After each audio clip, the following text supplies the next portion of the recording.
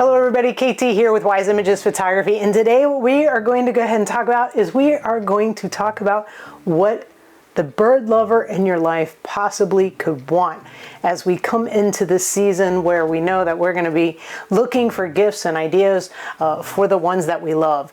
And so I decided that I would go ahead and talk about what would bird lovers absolutely want. Now, I'm not going to talk about cameras, and I'm not going to talk about scopes, and I'm not going to talk about binoculars, because that is something that if you're an experienced birder, then you probably already have those things.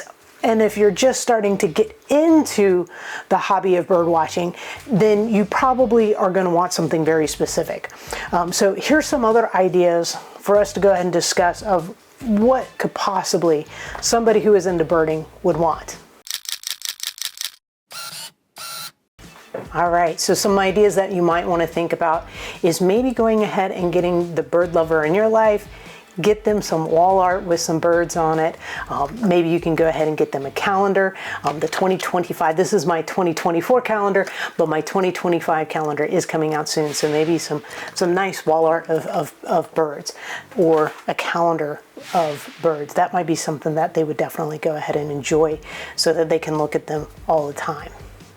The other nice thing about getting wall art or having a calendar, something with nature on it, is actually it helps to keep you calm and regulated. So it does actually release some stress. So that is a fantastic idea to try to help everybody in the family to go ahead and kind of stay calm and whatnot. Another idea would be a bird book. Now, I have lots of different bird books, and I'm going to go ahead and I'm going to show you guys just a few of them, just to give you guys an idea. I mean, you guys can go from a very in-depth book. This is birds, their life, their ways, their world. This is a very, very in-depth book. So if you know that the person that is birding really, really likes to go in depth, then something along this lines would be fantastic for them. They do have, like, maybe they want to know how to learn how to attract birds into their backyard. This is a great book, The Backyard Bird Lover's Guide, and it's all about attracting birds.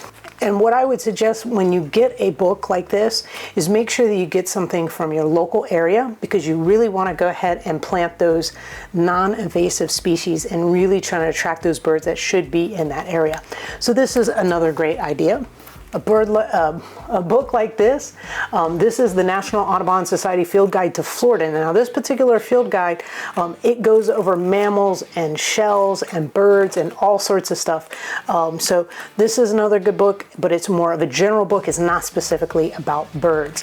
And also, too, if they already have a field guide, they probably aren't going to want another field guide. But just giving you ideas that there are different field guides, and if they're really like a really beginning starter,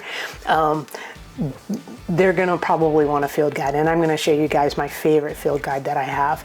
Here's one just specifically about the southern birds of Florida, so you can go in and really hone in on a very particular region. I have other field guides. This one's an old field guide. It's from Golden Guide. I found it at a garage sale, and the cool thing was they actually had like cool little illustrations instead of pictures on it. So I thought that was kind of unique and different, and I liked how in this particular book it kind of showed me a little bit of the migration patterns of the birds, so that's why I bought this particular one. So every single guide has a little bit something different. Okay, all right, so this one had beautiful pictures in it.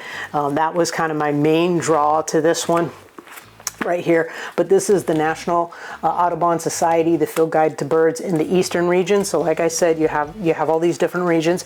Now my absolute favorite field guide is this one right here. It is the Birds of Florida Field Guide. It's by Stan Tequila, and I hope I'm saying his last name correctly. I'm not 100% sure. But what I like about his book is he has the beautiful big pictures in it, but also up here in the corners, he has the color of the birds. And so when you're out in the field and you kind of see a bird and you go, oh, look, it was a bluebird, and let me go ahead and go to the blue section, and then I can go, oh, look, that was that was definitely the bird that I saw. That's a tree swallow. And so that's kind of what I like about this particular guide. So the other thing that is in this book, and this was actually something I didn't think about when I first started birding. I actually started birding a long time ago, but I really didn't get into photographing birds until probably about 3 years ago or so. I'd have to look and see when I got the big long lens, and that's really when I started honing in on taking pictures of birds and whatnot, because I felt like I finally had the range to be able to get to these birds. But what I found in the back of the book was a list of all the different birds, and then there was an area where I could actually check off the birds that I had seen. And I really never, I don't know why I didn't think about it, but I didn't think about it for whatever reason. And basically it's a bird list, right?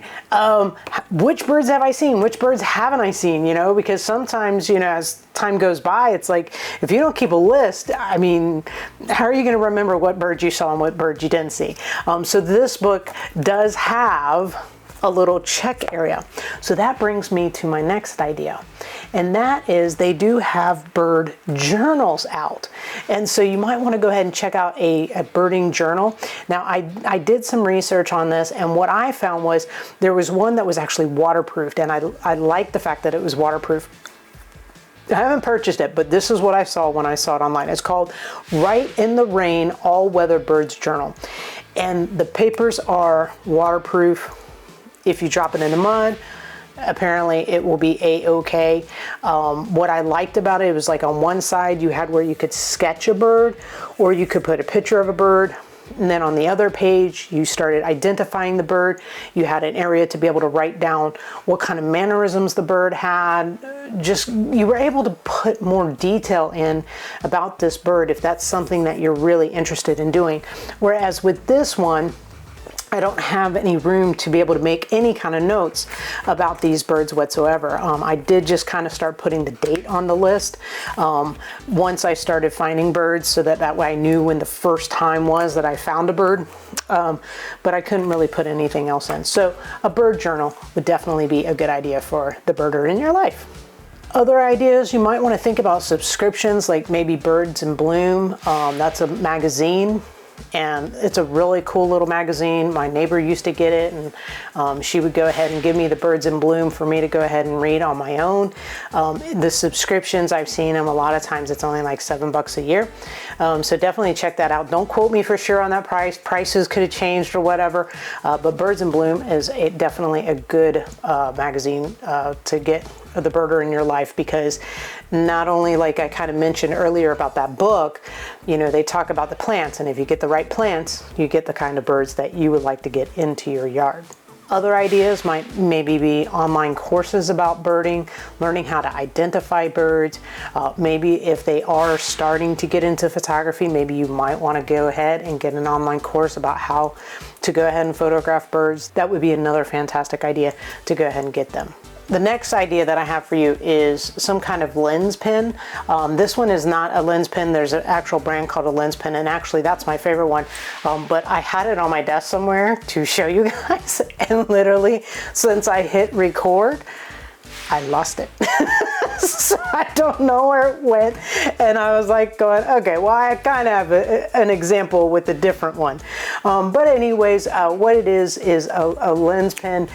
You have little brushes on here. I should have not touched that, because now the oils on my finger are now on the brush, but basically you can brush away a lot of the dust and dirt and everything else like that.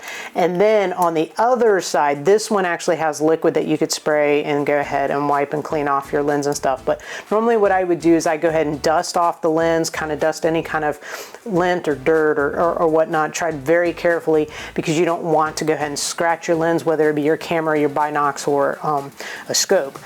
And then on the lens pen particular brand, it actually has another area. It kind of looks like a concave black tip, and that you go ahead and wipe on your lens, and that will go ahead and clean the lens.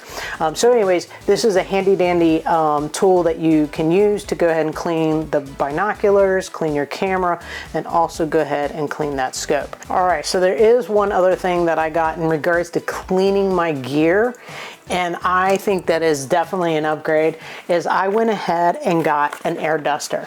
And the reason why I got an air duster is not only because I can use this to blow wind onto my camera to get, you know, dust off. It's also can be used on binoculars to kind of dust off the binoculars as well as the scope. I don't really use, depending on which part of my camera, I don't use the brushes. Like I don't use these brushes on the lenses. I don't suggest that because they're too harsh and abrasive and could scratch everything. But other parts of my camera, I do use the little brushes to try to get some dirt out. And then I also use the air to kind of just blow things clean. The reason why I like this is because before I was using compressed air, and one of the things that made me so nervous about compressed air is that if you did it wrong, it would spray a liquid, and if you sprayed the liquid, it would, if the liquid sprayed, it could potentially damage your camera or it could damage your computer. Because think about it, if you are a birder and you are doing photography, you also use your editing computer or your computer a lot, and sometimes if you have a household full of pets like I do, you're going to get fur and other things are going to get caught in your computer inevitably, and you're going to need to go ahead and use some type of blowing mechanism to get the hair out of the computer. This is fantastic, and now I do not have to worry about getting that liquid from the compressed air can onto my computer. Plus, I think this thing was about 30 bucks if I remember correctly, and compressed air in a can is very expensive. So this is already paid for itself within, I think, at least 2 cans. So anyways, maybe I could be wrong. 3, I don't know. But in the long run, this is going to be the ticket for me with coming to cleaning my equipment. So anyways, this is another great idea. Now, last but not least, this is one of my other favorite items, is my G4 Free hammock. A lot of times Beaumont, my dog, and I, we will go ahead and we will hop in the hammock and we will go ahead and grab a book. I will read, he will sit there and relax, and then after some time has passed, I start looking up and I start noticing all the birds in the area, and then I can watch them from my hammock. I have decided that I'm going to try to use this as a bird blind, so I'm going to actually start taking it on hikes, because normally I just use this in my backyard and I absolutely love it, or like when I go camping and I put it in my campsite. But I'm going to try using this as a bird blind and seeing how that goes. So hopefully I won't flip myself out of the hammock. It will hold 2 people, just so that you know, and if you want comic relief, get 2 uncoordinated people into the hammock at the same time, and you'll have tons of fun and tons of laughs. Not that I would know anything about my friend and I trying to do that and see if it really held up to what it would say it would do, which is hold 2 people. But anyways, I hope some of these ideas have helped you. If they have helped you out so that now you know what to get that bird lover in your life, definitely go ahead and give it a thumbs up. And if you're interested in birding and you want to learn more about photography, nature, and going on some fun-filled adventures with me, definitely think about subscribing, going ahead and hitting that notification bell so that way you don't miss any other future episodes. And if this is something that you think somebody else would enjoy, hey, feel free to go ahead and share it as well, just to help me kind of get the word out. Anyways, I want you to know that you are awesome. Have a fantastic rest of your week. Now, see you later, alligator.